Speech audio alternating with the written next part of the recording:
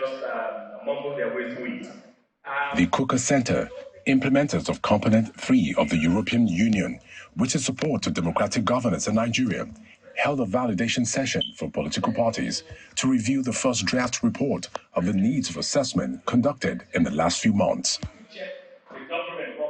In attendance were representatives of political parties who have had the time to go over the draft and make suggestions.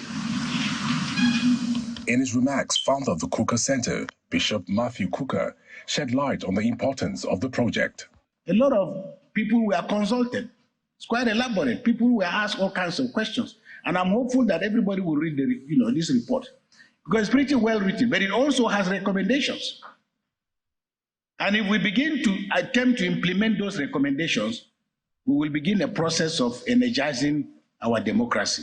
But let us not assume that there are going to be a bunch of wonderful human beings who at some point in time will descend on Nigeria and change the politics of Nigeria completely.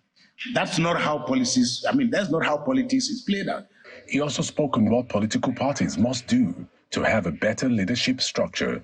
They have to create nobility around politics. They have to establish discipline, culture, because finally, in every political process, there's what you call political culture. And political culture speaks to the ethical choices that members of parties have to imbibe, a certain level of discipline that members of political parties have to imbibe. So for me, those are the issues. On what should be done to mitigate the often unusual cross-capiting amongst members of different political parties and act to regulate these parties, the majority leader of the House of Representatives, Julius Ihovere, had this to say. It is through political practice, through political engagement, through give and take, negotiation, understanding, and seeing what you lose when you violate the rules. It is through that people begin to learn adequate lessons for political stability.